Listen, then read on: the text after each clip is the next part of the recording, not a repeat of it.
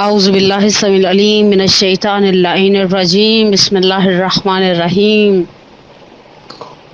الحمد للہ الذی لا یفرہ من والجمود ولا یقضیہ لیتا والجود اس کل موت منتقص سواہ وکل مانع مذموم ما خلا وهو المنان بفوائد النعام وعوائد المزید والقسم مختلف علیہ دہر فیختلف منہ الحال فلا کان فی مکان فیجوز علیہ الانتقال ثم الصلاة والسلام علی النبی الامی الواقف بجميع السیاسات والحکم والعارف بما فی لوح والقلم سیدنا الممجد وبشیرنا المسدد ونذیرنا المؤید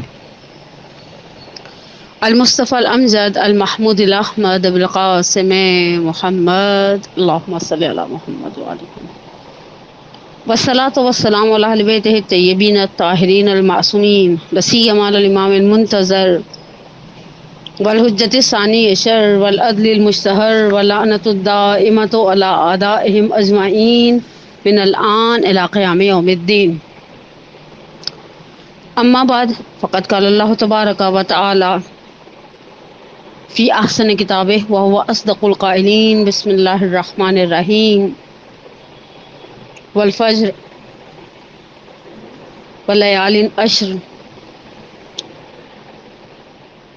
حسین بقائے دین کے عنوان سے جس سلسلہ گفتگو کا آغاز کیا تھا وہ خدائے عز و جل کی دی ہوئی توفیق اور سعادت سے آج اپنے چوتھے مرحلے میں داخل ہو رہا ہے. ہم نے کل کی گفتگو میں کچھ سرسری سا اشارہ کیا سید الشہداء کے اس واقعے میں، اس قیام میں موجود ان افراد کی طرف جنہوں نے سید الشہداء کے اس قیام کو اپنی نصرت کے ذریعے بہت ہی کمال تک پہنچا دیا. بقول شاعر کے یہ تیرا حوصلہ تھا حسین کہ لال اپنے فدا کیے، تجھے ان ستاروں نے ڈوب کر شب غم کا چاند بنا دیا. اور حقیقت بھی یہی ہے سید الشہداء کے ساتھ جو انصار تھے، جو اقربا تھے، جو اعزاء تھے، اور جو ان کا صبر تھا. سب سے زیادہ جو چیز تعجب میں ڈال دینے والی نظر آتی ہے کہ اگر ہم اس صبر کے عنوان کے ساتھ اس زاویے کے ساتھ واقعہ کربلا کو دیکھیں تو ہم اس بات کو بہت آسانی سے ریئلائز کر سکتے ہیں کہ واقعہ کربلا کے اندر صبر سید الشہداء اپنی مثال آپ تھا. اور جب ہم سید الشہداء کی بات کرتے ہیں تو ہمارے سامنے یہ بات اظہر من الشمس ہے، سورج سے زیادہ واضح ہے کہ ابا عبداللہ کا ایک اپنا مقام ہے. ان الحسین مصباح الہدی و سفینۃ النجات. سید الشہداء اس سلسلہ عصمت و طہارت کی کڑی ہیں جس کے لیے امام رضا علیہ السلام فرماتے ہیں لا یقاس بنا احد، کسی کو ہمارے ساتھ قیاس مت کرو. اور اگر ہم سید الشہداء کے بعد امام سجاد اور امام باقر علیہ السلام کا امتحان دیکھتے ہیں تو یہ تینوں خاندان عصمت و طہارت کے اور آسمان امامت کے ایسے ماہتاب ہیں کہ جن کے بارے میں کچھ بھی کہنا سورج کو چراغ دکھانے کے مترادف ہے. اگر ہم خواتین میں صبر زینبی کی بات کرتے ہیں تو ہم کہتے ہیں کہ وہ خاندان عصمت و طہارت کی پروردہ تھیں. جناب زینب نے اس صبر کو اپنے ماں باپ سے میراث میں پایا تھا. بہت سال پہلے میں کسی امام بارگاہ میں کسی شاعرہ کو سنا، شاعرہ کا نام بھی ذہن سے اسکپ ہو گیا، لیکن وہ جو کلام پڑھی تھی اس کلام کا ایک جملہ ابھی تک ذہن کے اوپر نقش ہے. خدیجہ فاطمہ زینب عجب ایک سلسلہ ہے. اور انہوں نے صبر زینبی کو جناب سیدہ اور جناب سیدہ کے ساتھ ساتھ جناب خدیجہ کے وقت آخر سے بہت خوبصورت انداز سے جوڑا اور بہت خوبصورت تشبیہات اور استعارے. بہرحال شعر کہنے والوں کو ایک الگ سے ان کے پاس ایک خداداد صلاحیت ہوتی ہے گفتگو کرنے کی، لیکن ان کے بعض جملے واقعاً ایسے خوبصورت تھے. کہا جناب سیدہ جناب زینب کبریٰ سلام اللہ علیہ نے جب یعنی ماں کے سائے کو سر سے اٹھنے کے صدمے کو تحمل کیا ہے تقریباً مشہور روایات کی بنا پر، عمر مبارک جناب زینب کبریٰ سلام اللہ علیہ 5 سال تھی، اور بہرحال ایک 5 سال کی بچی کے لیے اپنے علاوہ مزید 3 بہن بھائیوں کے ہوتے ہوئے اس صدمے کو سہنا آسان نہیں تھا۔ جناب زینب کبریٰ کے لیے اس کمسنی کے اندر آسان نہیں تھا کہ وہ دیکھیں، اور صرف انہوں نے شہادت مادر کا صدمہ نہیں سہا اس کمسنی کے اندر، شہادت مادر سے پہلے وہ جو دروازے کے جل جانے کا واقعہ ہے، دروازے پر الہجوم علی بیت النبی، اس بیت النبوت، اس معدن عصمت و طہارت کے اوپر جو ہجوم کا واقعہ ہے، خوب جناب زینب کبریٰ اس واقعے کی عینی شاہد ہیں۔ انہوں نے اپنی آنکھوں سے دیکھا ماں در و دیوار کے درمیان کس طرح سے پسی ہے، انہوں نے اپنی آنکھوں سے دیکھا کہ کس طرح سے جناب سیدہ کائنات نے شہادت محسن کے بعد جو ہے وہ امیر المومنین کے دفاع کی خاطر ہمت کی اور انصار اور مہاجرین کے دروازوں پر جا کر دستک دی، اور صرف انصار اور مہاجرین کے دروازوں پر جا کر دستک نہیں دی، امیر المومنین کے حق کی خاطر کس طرح کی صعوبتوں کو سہا، ایک ایک کو جا کر حدیث غدیر یاد دلایا کرتی تھی، حدیث ثقلین یاد دلایا کرتی تھی، حدیث منزلت یاد دلایا کرتی تھی۔ اور جب کوئی شخص آگے سے کہتا تھا اے بنت پیامبر آج آپ تشریف لا رہی ہیں، اگر شروع میں جب رسول اللہ کی شہادت ہوئی ہے آپ کے شوہر بزرگوار ہمارے پاس تشریف لاتے تو ہم ان کے ہاتھ پر انڈرسٹوڈ سی باتیں بیعت کرتے، تو جناب زینب کبریٰ اس کمسنی کے عالم میں ماں کا دفاع از امامت اور طہارت دیکھ رہی ہیں کہ جناب سیدہ فرما رہی ہیں مثل الامام کمثل الکعبہ تؤتی ولا تأتی، امام کی مثال کعبے کی مانند ہے، حج کے موسم میں حاجی کعبے تک جاتا ہے یا کعبہ حجاج بیت اللہ الحرام کے گھروں میں آتا ہے۔ جناب زینب نے، اگر ہم روایات میں دیکھتے ہیں 55 56 57 سال کا سن و سال ہے واقع کربلا کے وقت، اور انہوں نے دروازوں کا خیموں کا جل جانا سہا ہے، تو جناب زینب کبریٰ نے کمسنی کے عالم میں دیکھا کہ کس طرح چلتا ہوا دروازہ مادر گرامی کے اوپر گرا ہے۔ اگر جناب زینب کبریٰ سلام اللہ علیہ نے ایسا عظیم صبر کیا، جس طرح سے میں نے اس سنی عالم دین کے جملے نقل کیے تھے کہ حسین کے اوپر وہ مظالم ڈھائے گئے، ایک شرت بالجلود جس کو سننے کے بعد رونگٹے کھڑے ہو جاتے ہیں، جناب زینب کبریٰ سلام اللہ علیہ نے بھی وہ مناظر اپنی آنکھوں سے دیکھے۔ آسان نہیں تھا جناب زینب کبریٰ کے لیے یہ منظر دیکھنا کہ طوق و سلاسل ہیں، سید سجاد ہیں، صدحیف سجاد اسیر جور ہوئے، صدحیف کسی نے یہ نہ کہا یہ پاؤں ستون کعبہ ہیں، انہیں بیڑیوں نے کیوں جکڑا ہے، اور جناب زینب کبریٰ نے دیکھا اور اس ہاتھوں کے اندر رسیوں کو سہا، کیونکہ وہ بابا کے گلے میں امامے کا سرا، بقول ابن ابی الحدید معتزلی کی، یا رسی، جس طرح سے ابن ابی الحدید معتزلی شرح نہج البلاغہ میں کہتا ہے کہ اس طرح سے علی کے گلے میں رسی کا سرا تھا جیسے اونٹ کے ناک میں نکیل ہوتی ہے۔ یہ صبر زینبی، اس کی جڑیں بہت آگے تک ہیں۔ جناب زینب کبریٰ کے صبر کے لیے تو کیا کہے، انسان جو کہے گا وہ کم پڑے گا۔ جناب زینب کبریٰ نے کمسنی میں شہادت جد کو دیکھا، جناب زینب کبریٰ نے رات پر کمسنی کے اندر شہادت مادر کو دیکھا، جناب زینب کبریٰ نے کمسنی کے اندر ماں کے جنازے کو رات کو دفن ہوتے ہوئے دیکھا۔ مادر جناب زینب کبریٰ سلام اللہ علیہ نے مادر گرامی کو غسل دیتے ہوئے اپنے بابا کی، یقیناً اس چھوٹے سے گھر میں کیا جناب زینب کو نہیں پتا ہوگا کہ بابا کس طرح سے گریا کناں ہیں۔ آیت اللہ العظمیٰ شیخ حاج وحید خراسانی دامت ظلہ عالی فرماتے فحاز جا الیہ الحزن، مولا کائنات تو سر سے پیر تک حزن میں تھے، اپنی آنکھوں سے دیکھا بابا رات کے سناٹے میں کس طرح سے جنازہ لے کر جا رہے ہیں۔ کون سا منظر ایسا ہے جو زینب نے کمسنی میں نہیں دیکھا؟ اور پھر شہادت ہے مادر کے بعد کا مرحلہ، جب دیکھا کہ بابا نے 25 سال اس طرح سے گزار دیے۔ خطبہ شیخ شقیہ میں امیر کائنات کے الفاظ ہیں کہ فی عین قضا و فی حلق شجا، میں نے یہ مدت اس طرح سے گزاری گویا آنکھ میں کانٹا گلے میں ہڈی ہے۔ اور اس کے بعد جب ظاہری اعتبار سے خلافت کے تخت پر بیٹھتے ہیں، جب صعصع بن سوحان آتے ہیں اور کہتے ہیں ما زینت الخلافہ، آپ نے خلافت کو زینت نہیں بخشی بلکہ آپ نے خلافت کو خلافت نے، بہت معذرت، خلافت نے آپ کو زینت نہیں بخشی، بلکہ آپ نے خلافت کو قبول کر کے اسے مزین کر دیا ہے۔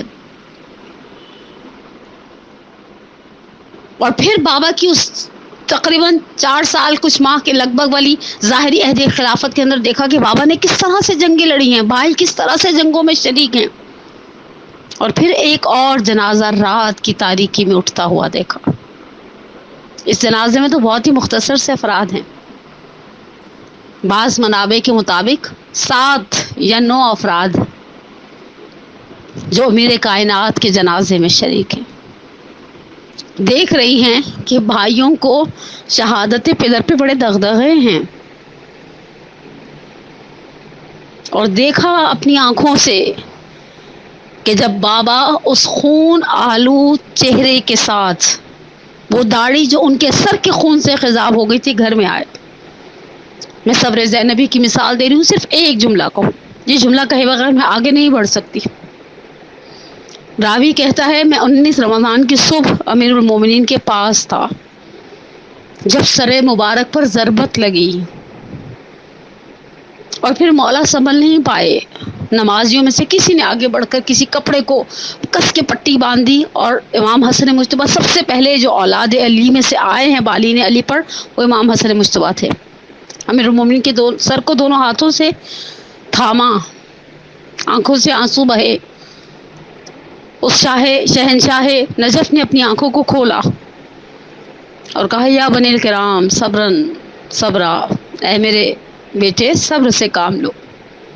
کہا اس کے بعد میں نے دیکھا اولاد علی میں سے بیٹے آتے رہے اور مولا کائنات بیٹوں کو صبر کی تلقین کرتے رہے۔ کہا میں جاننا چاہتا تھا بیٹوں کو صبر کی تلقین کر لی ہے، ابھی گھر جائیں گے، بیٹیاں ہوں گی، بیٹیوں کو کیا صبر کا کہیں گے۔ کہا میں نے دیکھا جب بیت الشرف میں بیٹے لے کر داخل ہو گئے اور ہمیں گھر سے کے اندر جانے سے منع کر دیا، لیکن جب گھر میں داخل ہوئے ہیں تو آگے استقبال کے لیے بیٹیاں کھڑی گریا کر رہی تھیں۔ علی کی آواز بیٹیوں کی آواز پر غالب تھی۔ زینب کبریٰ نے کہا مصیبتیں نہیں سہی،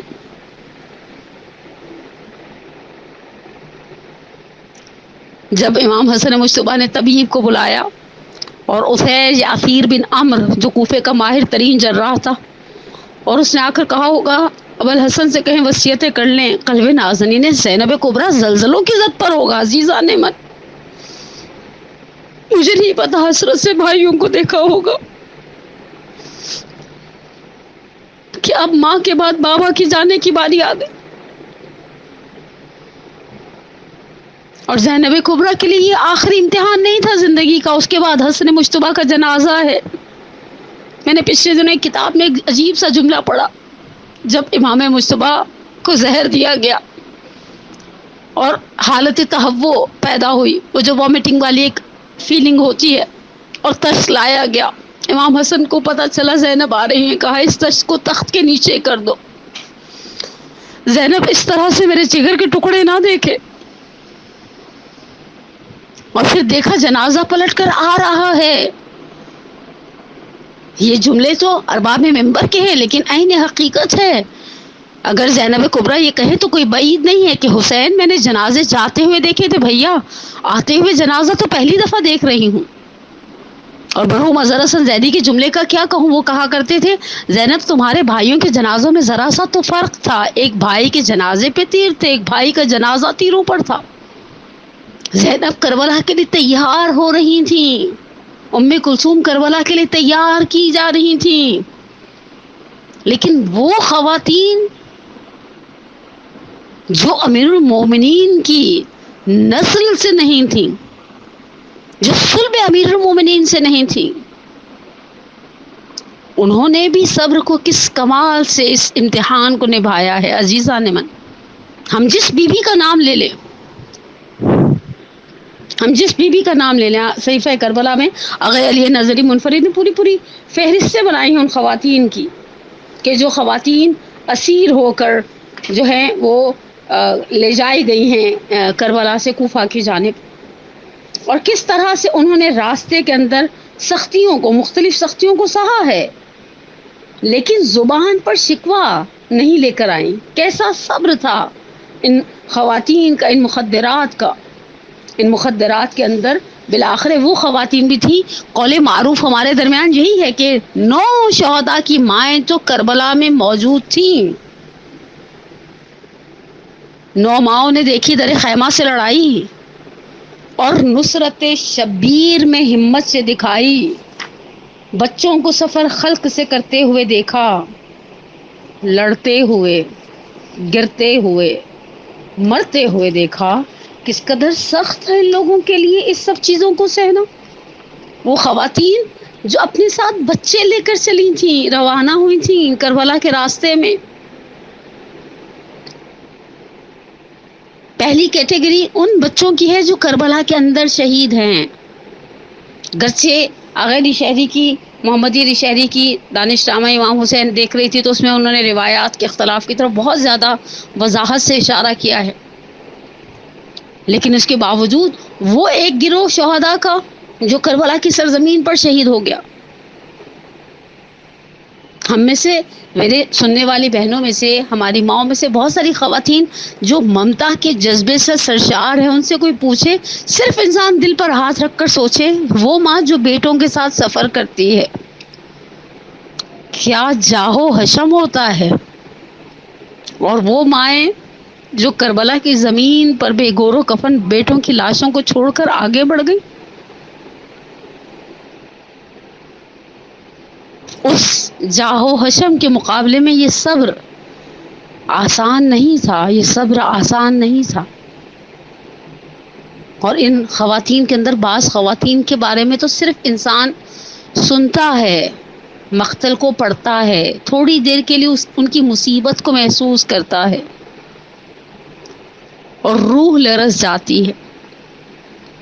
کس طرح سے سہا ہوگا انہوں نے. یہ امیر المومنین کی ایک آغوش کی پروردہ نہیں ہے، لیکن صبر کمال کا دکھایا ہے انہوں نے. کربلا کے واقعے، زبان پر شکوہ نہیں آیا کربلا کے واقعے میں.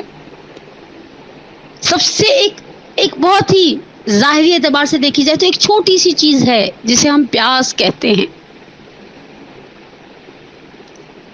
جس پیاس کو یاد کرتے ہی، جب پیاس کی شدت آتی ہے تو ابا عبداللہ کو یاد کر اصولاً تو ہر چاہنے والے کو کرنا چاہیے، اس لیے کہ شیعتی مہما شرف تم معاذ بن فسکرونی اور سمے تم بے غریبن اور شہیدن فندبونی. اے میرے شیعہ، جب بھی ٹھنڈا پانی پینا مجھے یاد کرنا. انسان بس اوقات پانی کو دیکھتا ہے. امام صادق کے پاس بصرہ کے رہنے والوں میں سے ایک چاہنے والا آیا، امام کی خدمت میں سلام عرض کیا. امام نے سوال کیا، کہاں کے رہنے والے ہو؟ کہا مولا بصرہ کا. کہا بصرہ اور کربلا کا راستہ زیادہ نہیں ہے، پس تم کربلا تو جاتے ہوگے. کہا نہیں مولا، میں کربلا جا نہیں سکتا. بنو امیہ کی حساسیت، بنو عباس کی حساسیت بہت ہے کربلا جانے والوں پر، اور میں اپنے قبیلے کا ایک ممتاز فرد ہوں، ایک نمایاں شخصیت ہوں. کہا بصرہ میں رہتے ہوئے کربلا نہیں جاتے؟ کہا مولا میرے لیے ممکن نہیں ہے، بہت مشکلات ہیں. کہا گھر میں مجلس برپا کرتے ہو؟ کہا مولا میں نے آپ سے کہا بنو عباس کے سپاہی تو جاسوس ہر جگہ پر پھیلے ہوئے پورے عراق میں. کہا مجلس بھی برپا نہیں کرتے؟ کہا نہیں مولا. امام صادق خاموش ہو گئے. کہا مولا لیکن ایک کام کبھی کبھی بہت شدت سے کرتا ہوں. کہا کیا؟ کہا جب کبھی پیاس لگتی ہے اور گھر میں الحمدللہ ظاہری بات ہے صاحب حیثیت ہے، کسی غلام، کسی کنیز، کسی کو کہتا ہوں میرے لیے پانی لے آؤ، اور جب میرے پاس پانی آتا ہے تو بس اوقات پانی کے برتن کو ہاتھ میں لیتا ہوں اور کربلا کا رخ کر لیتا ہوں اور آپ کے جد امجد حسین مظلوم کو یاد کرتا ہوں. اور کبھی کبھی اس یاد کی شدت اتنی زیادہ ہوتی ہے کہ پھر پانی پینے کا دل نہیں چاہتا.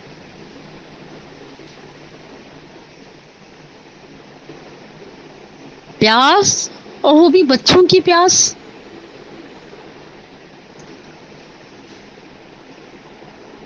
ماں بھوک سہ جاتی ہے، اولاد کی نہیں سہی جاتی. خاتون خود پیاسی ہوں سہ جائیں گی، بچہ پیاس کا اظہار کر دے ماں بے قرار ہے. ہمارا سلام ہو ان ماؤں پر کہ جو کچھ بچوں کو سرزمین کربلا پر چھوڑ دیا جنہوں نے، لیکن کچھ بچوں کو لے کر روانہ کربلا سے کوفہ روانہ ہوئی۔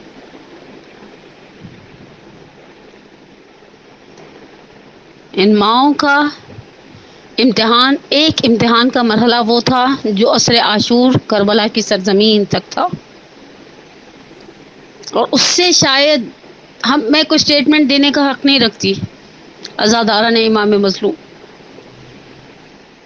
لیکن شاید اس سے زیادہ سخت امتحان تھا ان معصوم سہمے ہوئے کمسن بچوں کے ساتھ بغیر گھر کے مردوں کے سفر کرنا۔ یہ بچے بڑے ناز پرور بچے ہیں، یہ بڑی نازکشی سے کربلا تک لائے گئے ہیں۔ جب انہیں لایا جا رہا تھا کربلا تک تو حسین جیسا سرپرست صاحبان کی صورت میں سر پر موجود تھا، ابو الفضل عباس جیسا محافظ تھا، اکبر جیسا لاڈ اٹھانے والا بڑا بھائی تھا، لیکن کربلا سے کوفہ کے سفر میں سر ابا عبداللہ تو نوکے سنا پر ہے۔ ابو الفضل عباس، قاسم، اونو محمد، علی اکبر، شہداء کے سر تو نوکا یہ سنا پر ہیں، اور یہاں شمر ملعون جیسے شقی القلب شخص کا ساتھ ہے جس نے بچوں کو کسی موقع پر تازیانے مارنے سے دریغ نہیں کیا، کسی موقع پر ان کے ساتھ ظلم کرنے سے دریغ نہیں کیا۔ ایک مصیبت کا چھوٹا سا حصہ ہے جس کی طرف مرحوم علی نقوی اعلی اللہ مقامہ نور اللہ مرقدہ المعروف بن نقن صاحب نے اشارہ کیا اپنی کتاب میں، جو روایات ازا کو کمپائل کیا ہے عابد عسکری صاحب نے، اس کتاب کے اندر اس مصائب کے اس حصے کو اس کتاب کے اندر بھی بیان کیا ہے، اور اس مصیبت کو بیان کرتے ہوئے مرحوم علی نقوی اعلی اللہ مقامہ برِ صغیر پاک و ہند کا ایک درخشاں ستارہ تھے، ایک واقع نفیس علمی شخصیت تھے۔ ان کا ایک نظریہ ہے، یہ ذاتی نظریات ہیں، یہ استحسانات ہیں بزرگان کے، کہ یہ سکینہ کی سب سے بڑی مصیبت ہے۔ میں تمام تر وجود سے اپنے بزرگ علماء کے لیے احترام بہت زیادہ، ہم ان کی خاک پا ہیں جنہوں نے اپنی زندگیاں نثار کر دی علوم آل محمد ہم تک پہنچانے میں۔ مصیبت کو بیان کر کے ایک جملہ لکھتے ہیں، سکینہ کی بہت بڑی مصیبت تھی۔ نقل کرتے ہیں، راہ کوفہ و شام میں ایک مقام ایسا تھا جہاں بلا کی گرمی تھی، ایسی گرمی کی شدت تھی، جنہوں نے عراق کی گرمی کو دیکھا ہے کہ گھوڑوں اور اونٹوں کے لیے تنابیں قناتیں لگائی گئی، یعنی انہیں سائے میں رکھا گیا۔ اہل بیت عصمت و طہارت ایک خیمے کے باہر بٹھا دیے گئے۔ گرمی کی شدت سے شہزادی سکینہ اپنی جگہ سے اٹھی، شمر لعین سے جا کر کہتی ہے، شمر بلا کی گرمی ہے، مجھے کچھ گھونٹ پانی کے چاہیے۔ اس ملعون نے ایک نظر شہزادی سکینہ کے کملائے ہوئے چہرے پر کی، وہ ہونٹ جو پیاس کی شدت سے خشک ہو رہے ہوں گے، اور مرجھایا ہوا چہرہ، وہ بابا کے سینے پہ لاٹ سے سونے والی سکینہ، اور یہ بلا کی گرمی۔ اس لعین نے اپنے غلام کو اشارہ کیا، میرا مشکیزہ بھر کے لاؤ۔ بچوں والی مائیں میری اس گفتگو کو اگر سن رہی ہیں، آپ نے دیکھا ہے جب ہم بچے کو کسی چیز کا انڈیکیٹر دے دیتے ہیں تو وہ مطمئن ہو جاتا ہے ابھی بات پوری ہو جائے گی۔ جناب سکینہ نے دیکھا مشکیزہ بھر کر لایا گیا۔ اس لعین نے اپنے سپاہیوں کو پانی پلانا شروع کیا۔ شہزادی ننھے قدم اٹھاتی ہوئی اس لعین کے پیچھے جاتی رہی۔ اس لعین نے اپنے سپاہیوں کو پانی پلانے کے بعد اپنے جانوروں کو سیراب کرنا شروع کیا۔ خیمہ بھرتا رہا، مشکیزہ بھرتا رہا، خالی ہوتا رہا. شہزادی چھوٹے چھوٹے پیر اٹھاتے ہوئے اس لائن کے پیچھے چلتی رہی. جب اس کے آخری جانور نے، آخری اونٹ نے بھی پانی پی لیا، اس نے مشکیزوں کو ہلایا. چمڑے کا مشکیزہ تھا، تھوڑا سا ہلا، پانی کی آواز آئی. اس نے مشک کا دہانہ کھولا. شہزادی نے دونوں ہاتھوں کی اوک بنائی. اس لائن نے پانی زمین پر بہا دیا. حسین کی یتیمہ گیلی زمین پر بیٹھ گئی. کہا شمر میں نے تیرا کیا بگاڑا ہے؟ لیکن کیسے فی بغض جدک، یہ تیرے جد کی، تیرے دادا کی نفرت ہے جو میرے اندر ہے، بغض ہے جو میں تیرے ساتھ اس طرح سے ظلم و ستم روا رکھتا ہوں. میرا آخری جملہ مرحوم نقاب نے کہا یہ سکینہ کی بڑی مصیبت تھی. میں آپ سے کہوں نہیں، یہ ماں کی مصیبت تھی. میرا سلام ہو اس ماں پر جس نے دیکھا بچے ننھے ننھے قدم اٹھاتے ہوئے پانی کے کچھ گھونٹوں کی خاطر اس لائن کے پیچھے چل رہی ہے. میرا دل گواہی دیتا ہے شاید اس نیزے کے پاس آ کے کھڑی ہو گئی ہوں جس پہ سر سید الشہداء ہو، اور شاید یہ جملے کہے ہوں سید الشہداء یہ آپ کی سکینہ ہے جو ساری، جس کی آپ نے زندگی برباد نہیں ڈالی اور وہ پانی کی کچھ گھونٹوں کے لیے کس طرح سے بے قرار ہے.